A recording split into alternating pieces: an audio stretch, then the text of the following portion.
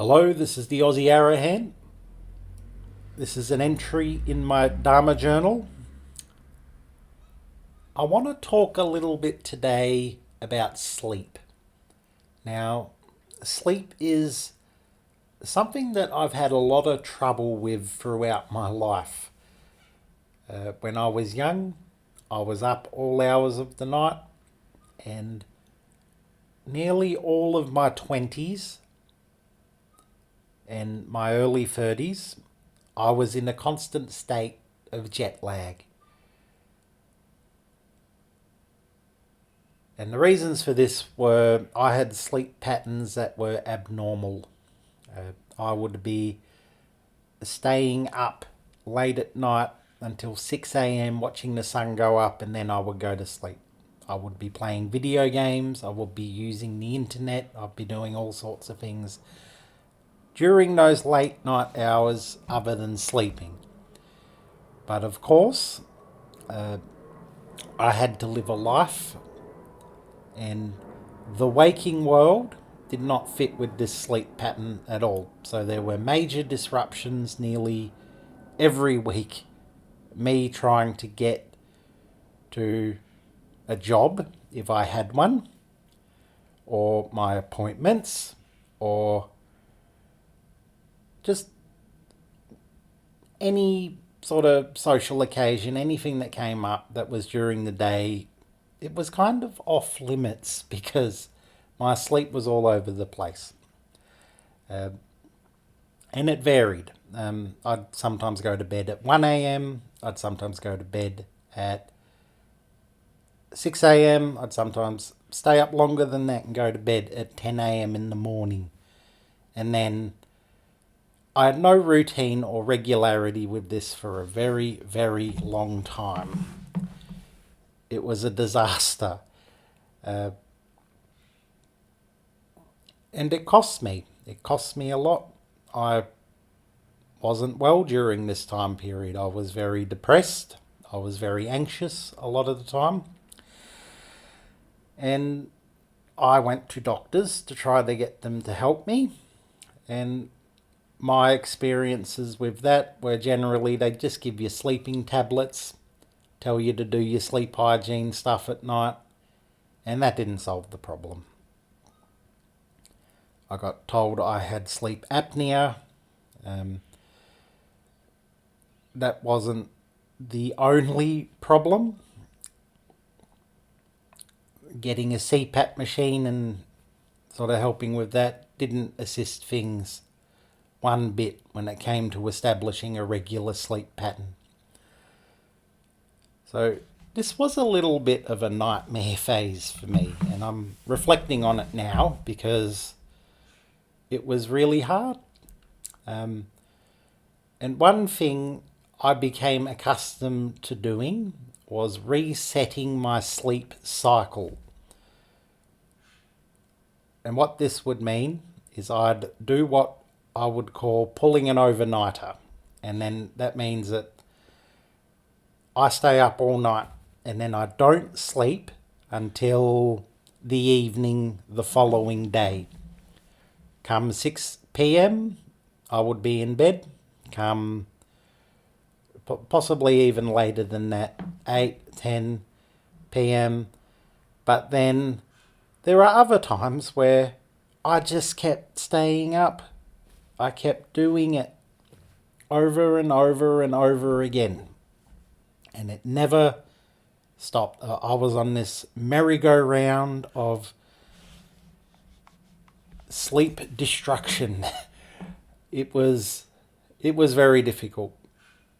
And in hindsight, I don't know how I had a life.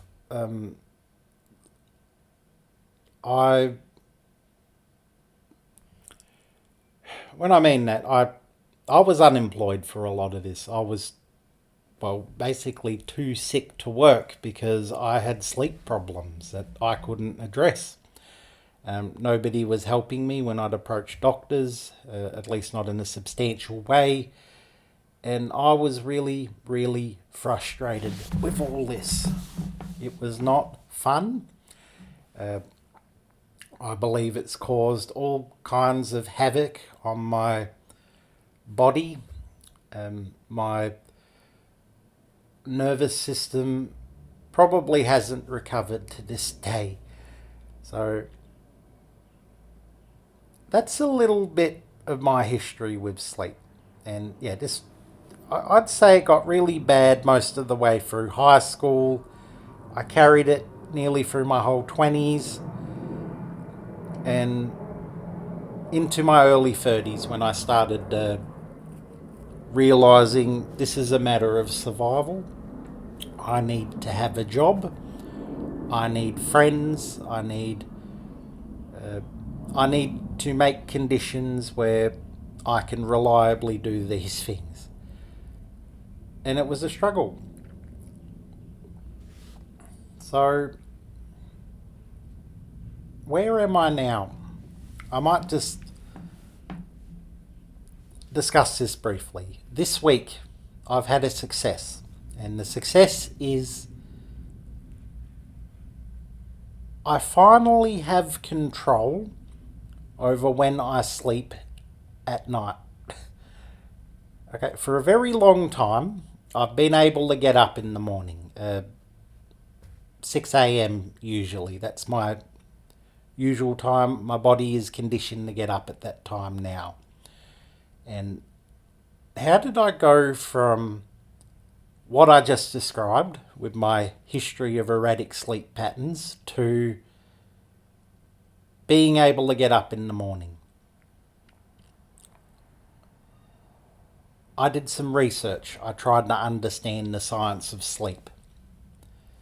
I encountered, there was a few YouTube videos I watched. One was it was a podcast by Andrew Huberman where he talked about sleep and how it works and the latest research on getting optimal sleep. And he emphasized a lot about light, and it was really vital and important to understand.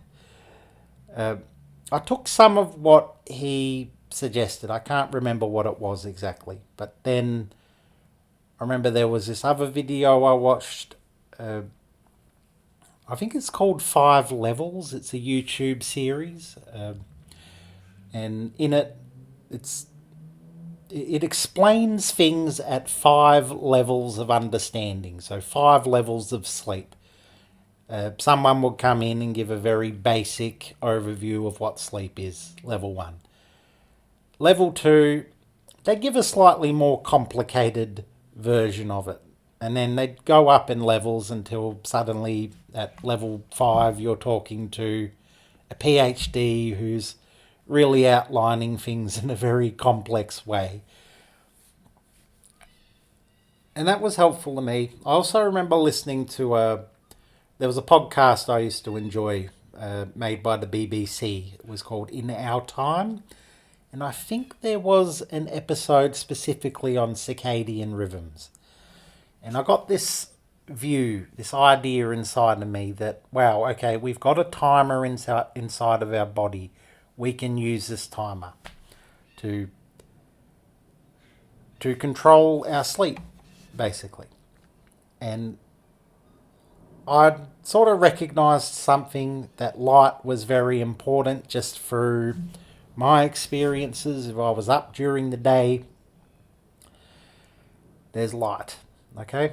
And I'm awake because it's light and it's difficult to sleep. At night, it's dark.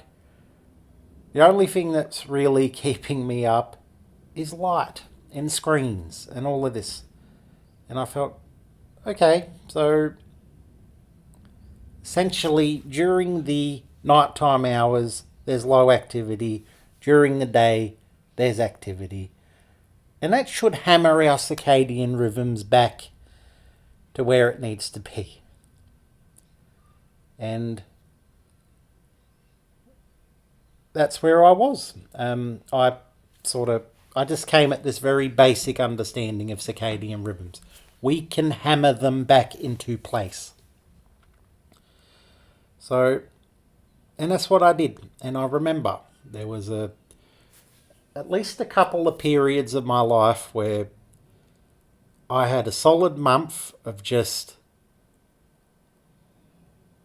trying to stay awake during the day at all costs and then going to sleep at night. And I failed at this over and over and over again until I got it. And this was an intense sort of exercise of willpower. In hindsight, I may have been able to find ways to make it easier on myself. For example, I had not really reformed my diet in a substantial way. I was drinking cola, eating processed foods, all sorts of things to sort of get that dopamine hit in me because a lot of what was happening is I was undermining myself because my brain wanted psychological comfort. It didn't have it during this time. So there's that. The very first thing I did to solve that was just try to stay up during the day and then go to sleep when it turns dark. That's the very basic foundation of that. There was a lot of stuff that was working against that I did not fully understand. I was drinking a lot of caffeine. I was eating a lot of junk food, all that. But you can't change it all at once. It doesn't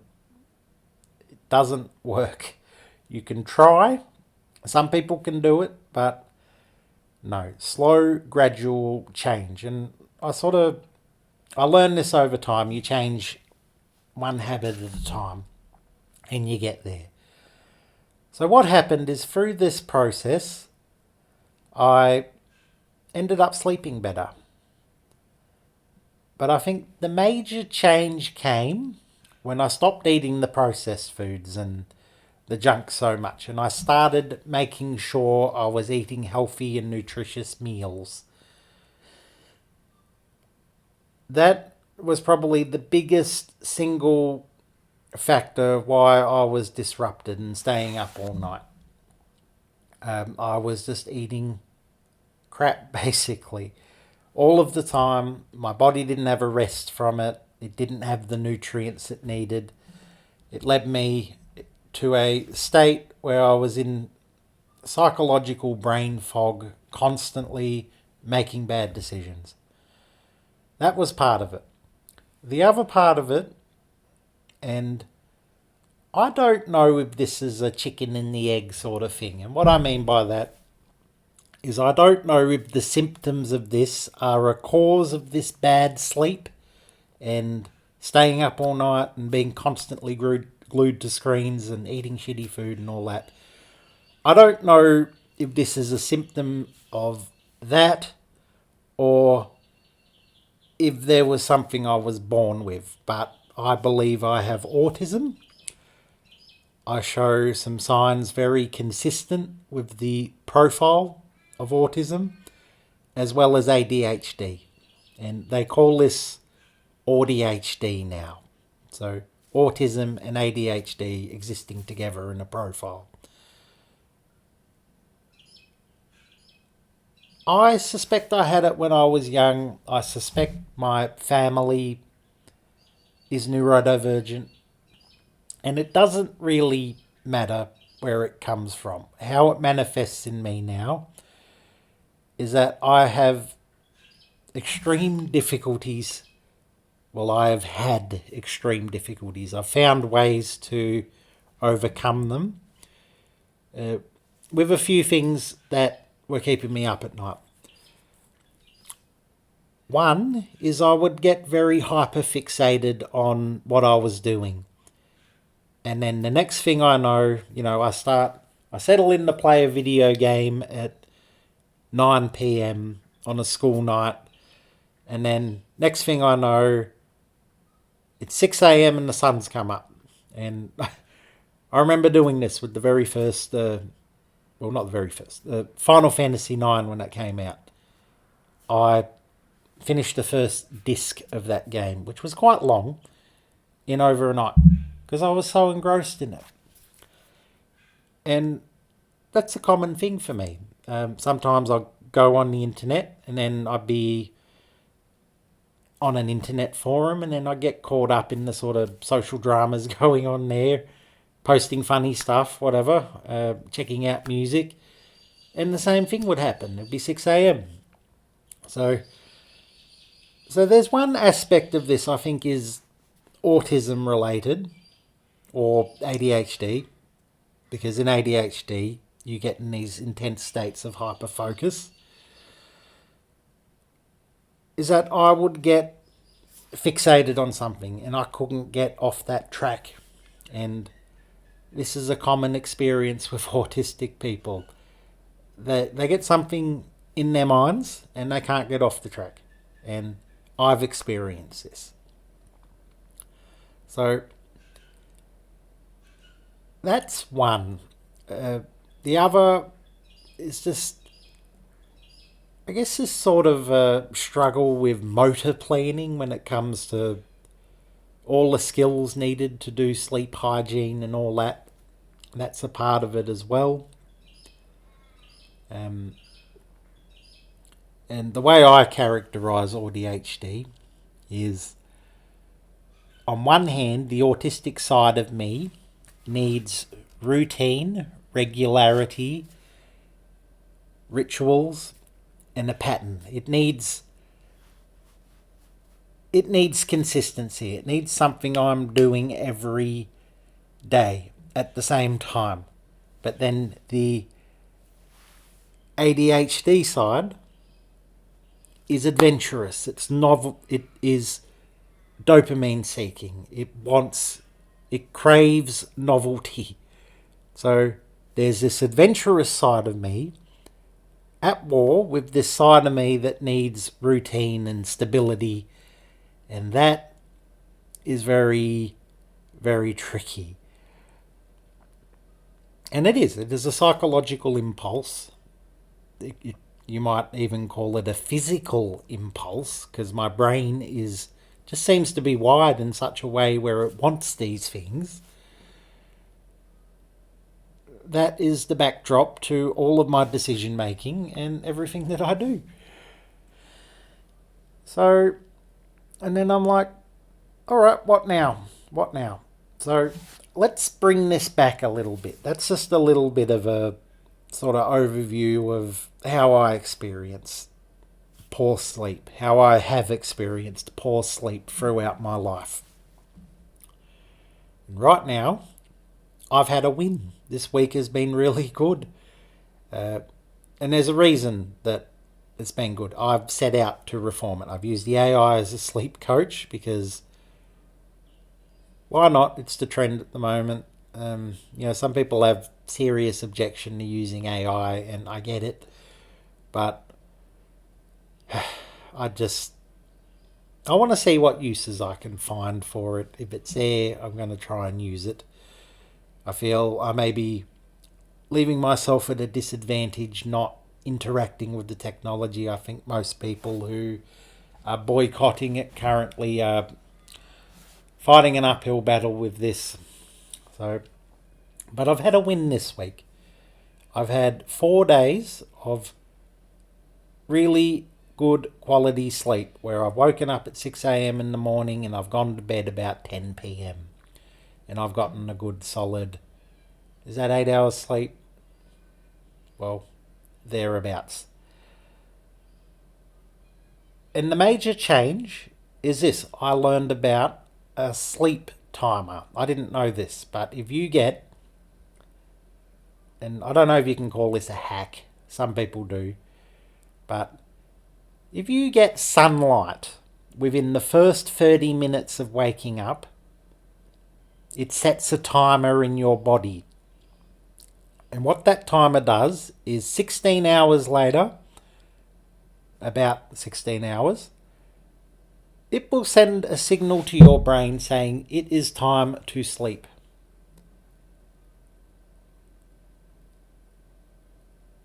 And that has worked for me. There's two adjustments I've made. One is I've taken melatonin. But One is I am taking melatonin and I've needed to adjust the dosage. But the major thing that I've done this week is that I made sure instead of laying in bed for an hour before I do anything on my phone, sitting in a dark room, I go out and get some sunlight. I drink some water. That sets up my timer. So there you go. You set up your timer, you get on with your day, and then come evening, you've got this battle between melatonin and cortisol. Melatonin naturally produces by itself in low light conditions. It suppresses cortisol when it starts coming up. Cortisol, on the other hand, is sort of the result of too much activity. It is stress hormones, it is excitement hormones, all of this in your body. You need to find a way to flush it out. So the goal then is to set up your timer in the morning and then get on with your day. And then when it's time to sleep, and for me the signal is dark. When it turns dark at 6:30 p.m. here, that's going to be different in various countries. When it turns dark, I've got to think about how am I encouraging melatonin? How am I dumping my cortisol? So it really comes down to how you are interfering, how you are manipulating these processes. For me, it's best if I turn off all the lights in the house. If I have screens, they've got blue light filters on. That works for me. I can't do late night eating, that's too disruptive. I have to be cautious with the media I consume, that's too disruptive. And I find I'm sleeping. I'm getting to sleep. My body is getting so tired I can't keep my eyes open. And that is what I need. I've had this in the past, but I feel I fell into these things by lucky chance. I didn't realise I was doing them, and I certainly did not keep them consistent over the course of a week. You know, I would have that rare night which was just absolutely perfect. It was the perfect storm because all the bits had fallen into place to encourage good sleep. Now I know what they are. You've got to have your tank of adenosine full. I think I've pronounced that correctly. Your sleep chemical, it builds up. There's kind of a battery in your... You can compare your energy to a battery that goes down. And as it goes down, it fills up this tank of this special chemical that makes you want to sleep. You need that full, which means you need to be busy during the day. You need to keep yourself active. The other thing, you need melatonin to go up and you need cortisol to come down. And it is best if you set your sleep timer in the morning. So, and this has been working for me. This has been working really well for me.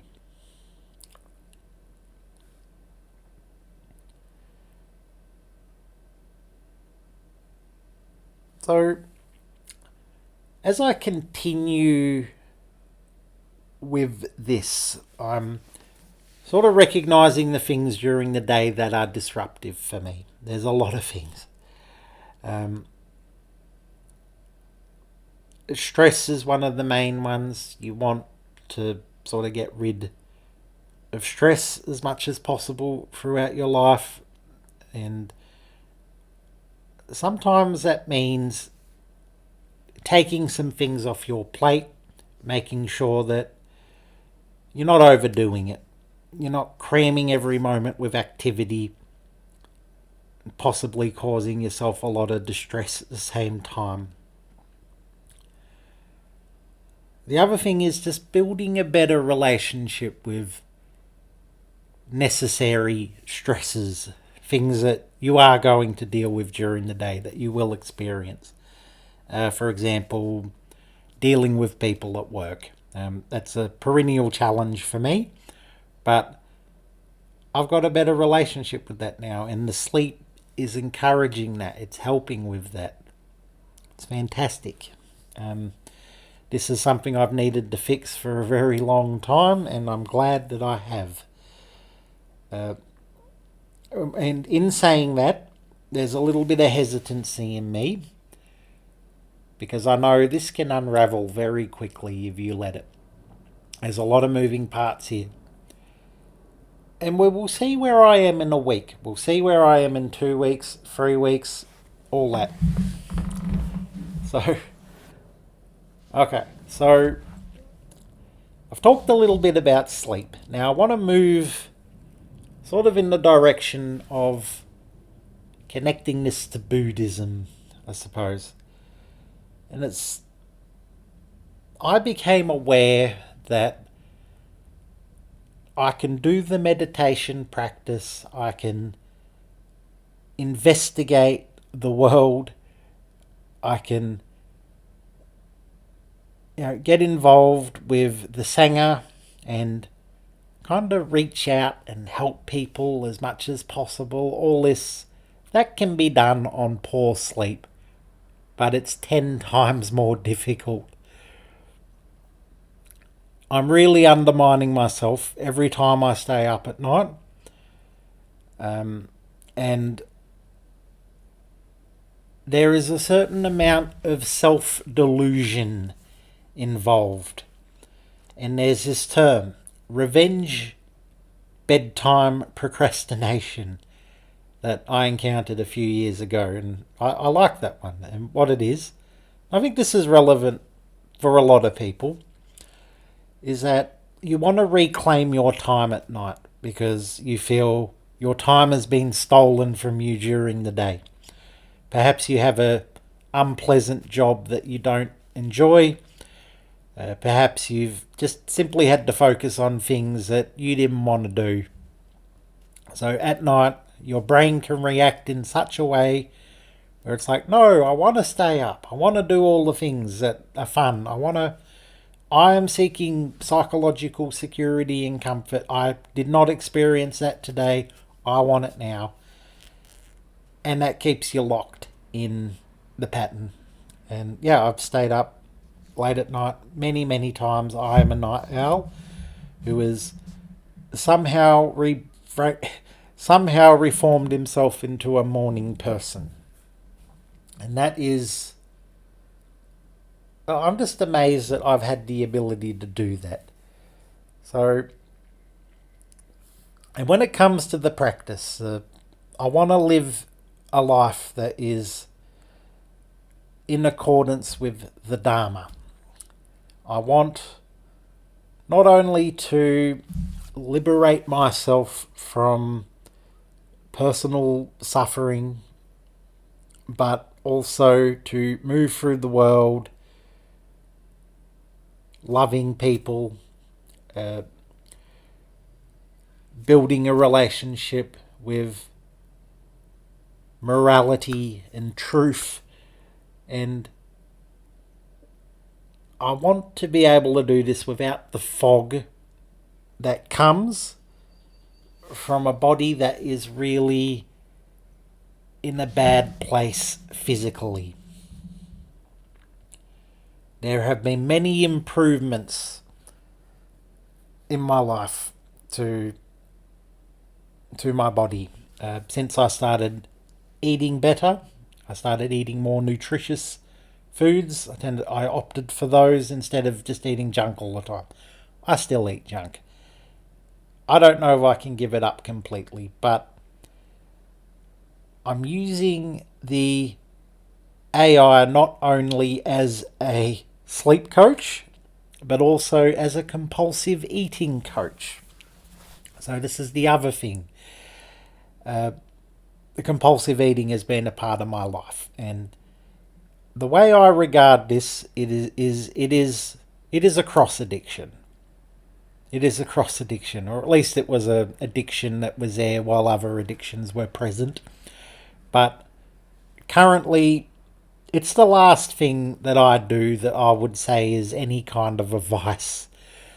I've had alcoholism in the past. I've abused drugs. I've done gambling, just you name it, I've done it. I've gotten addicted to it, and then I've had to stop. And then I stopped. And then the way I stopped is I moved to another addiction. It became social media, it became video games. I'm cutting those back greatly. I'm enjoying those in a healthy way now. The last thing really is food. If I can get on top of eating food in a more sensible way, I would feel a greater sense of control over myself. And that's the thing, I feel I can see it.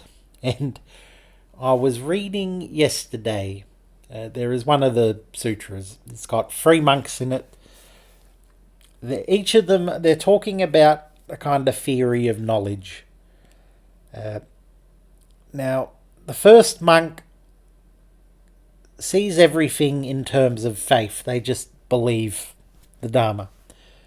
The second monk, he emphasizes seeing, that come and see part of Buddhism. It's like you have to experience the thing yourself. Now, the third said something very interesting. He said that it is not enough to just see. You have to reach it. You have to move towards it. You have to let it inside of you. You have to let it transform you. Okay, and he uses the analogy of a well. I think it's called the well in the desert analogy. Okay, he sees there's water down the bottom of the well, but he does not have a bucket or a rope to reach it. So he remains in this wretched condition of thirst. And I think a lot of knowledge around health and things is like that. We get it. You eat nutritious foods, it makes you feel healthier. You get good sleep, you have more energy, it transforms your life. But where is the bucket and the rope? How do we get to it? That's the tricky bit. Because it's very simple, but we realise we're stuck in these psychological habits and these routines and these behavioural patterns that are making it anything but simple. And I guess if that's one thing I'd like to emphasise here for anyone who would say, look, it's very easy to lose weight, you just need to diet. Okay, cool. I get your point. You eat less food, you do more exercise. Time-honoured wisdom. But then you go to do it, and then suddenly your mind is dealing with all these cravings for fatty, salty foods. And you're in the struggle. Willpower alone is not going to help you with that. You have to eat in a certain way to train your body. You know, there's a lot of things, there's a lot of moving parts, there's a lot of factors involved in something like weight loss. Sometimes it's genetic. That rule, eat less food, do more exercise isn't going to apply. It might help, but there's further complications because people have busy lives and they stress eat and they do all sorts of things. It's very, very hard. And then you have a binge. You just end up binging on food. And it's like, why did I do that? And then you end up in this shame spiral. And then, okay, not only have you moved you've moved far from this very simple principle of eat less food, do more activity. You've moved away from that. You're dealing with this shame spiral. You gotta. So I hope I'm making myself clear here. I feel like I'm waffling a bit, but we have to be vigilant. And this is where I think Buddhism has been very helpful for me, mindfulness practice in particular. If you can catch those psychological impulses, if you can catch those desires and see, okay, this is in me now, you can do something about it. And it takes a long time. You gotta fix maybe one thing a day. You gotta try and really hammer just on that aspect, uh, and then you'll get there. Yesterday, I had a perfect day with this, and there were a couple of times there I really had to fight my urges. So I got onto the AI and it said, what it suggested is, because I was really craving some fast food early in the morning, and I just asked the AI, I said, look, I've got this urge, I'm not comfortable with it, what do I do? What it recommended was that I do what is called urge surfing. You surf the urge, you ride it like a wave, and you get yourself out of the environment that you're in. So I went for a drive, I went to a park, I just sat down, looked around at the trees, did some breathing, felt that urge inside of me, and then it faded. It was gone. I realised there's these beautiful trees around me. Why can't I give myself to this? Why can't I just sit here and enjoy this? Why do I need to stuff my face full of food? So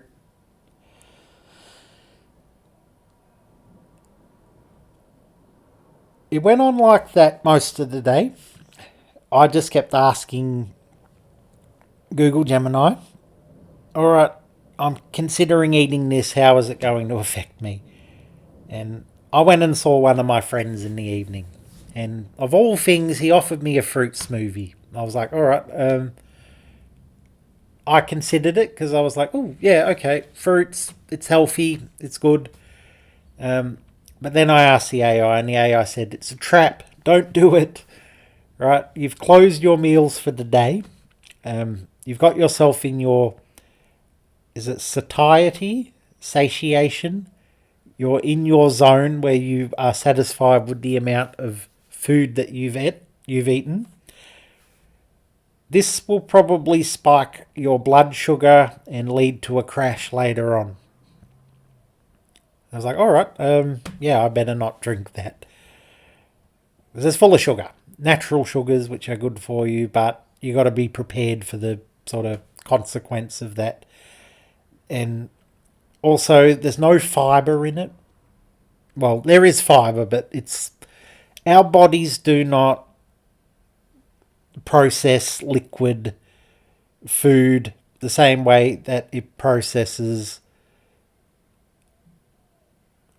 non-liquid food, and especially because the fibre gets all broken up and it starts acting in weird ways in the body. So I decided not to have that. Then he offered me a Pepsi Max, and I asked it about that because I have some concerns over fake sugars, aspartame, stevia, that sort of stuff. It gave it the green light. It said it was okay.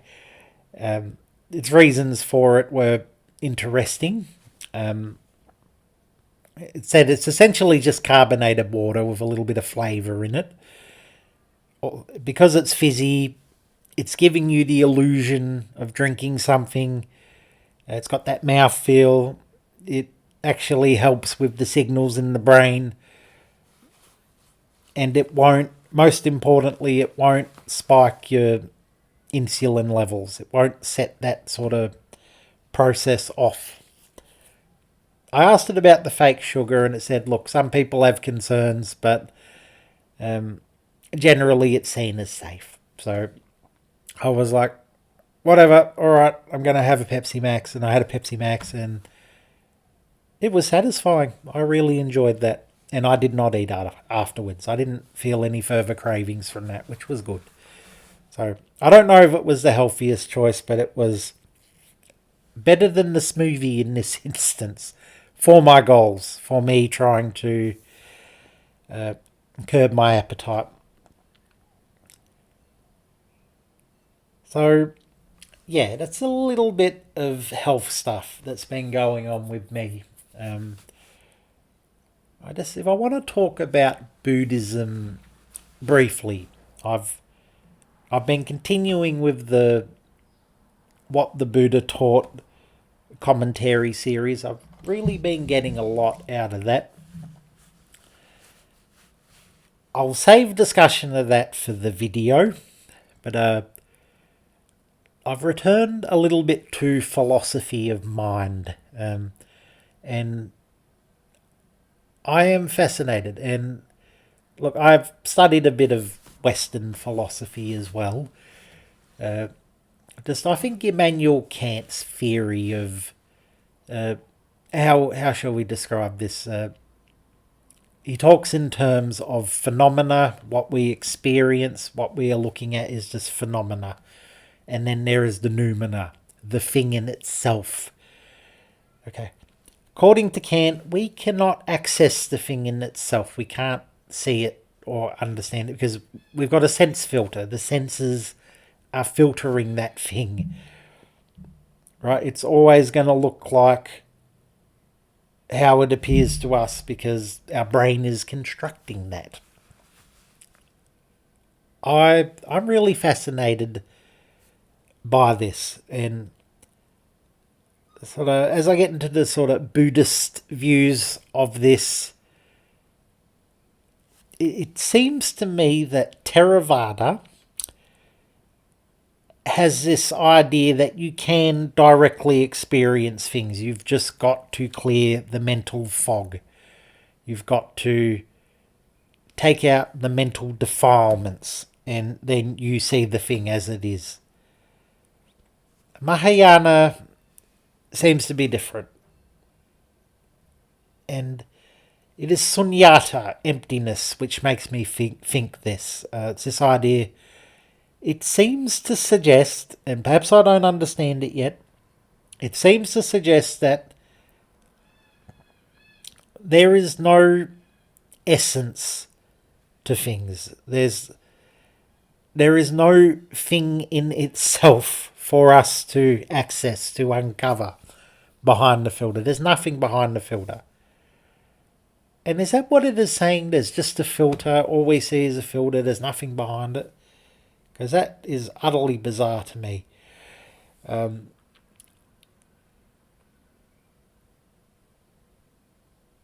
So, yeah, I'd like to study that a bit more. It's got me back into these philosophical questions. And the thing I like about Buddhism is with the Kalama Sutra. Was it the Kalama or the Kasaputta? I'm getting these mixed up. But there's the one that is the Charter of Free Inquiry. And, yeah, you question things. You question existence. You question your teachers. Okay, you want to investigate the world. You got to stay curious and try to weed through the delusions and understand things. And I guess there's this idea that we will find truth if we just clear through all the mental clutter, all the bad, fallacious reasoning, all of the filters and perceptions that we have, which are preventing us from seeing things as they are. I'm questioning that at the moment. I'm just like, okay, so if I think of this sort of what was it? The analogy of the well in the desert. I can see things, but well, actually, I don't know if that. No, that's probably not the best analogy for this. I've lost my train of thought, and it's always a special thing when that happens. So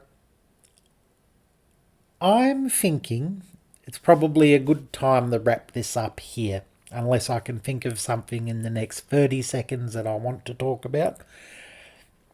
But I feel if I want to put a cap on just that philosophy of mind stuff, yeah, I really do feel Kant kind of nailed the language on this, and it's probably the best way to think and talk about it in terms of noumena, phenomena.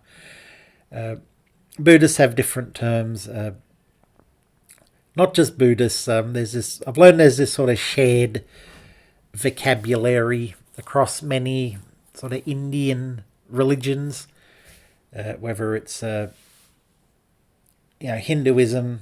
What's the one I encountered recently? Was it the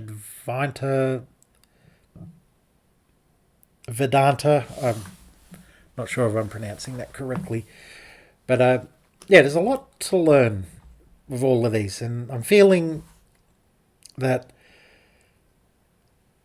I am interested in philosophy of mind. I want to learn more about it. I want to be able to speak more confidently about it. I watch someone like, say, Alex O'Connor, who's one of my favourite YouTubers. He just speaks so eloquently about these subjects, and he's able to do it with a wide variety of people, whether it's Jordan Peterson or, I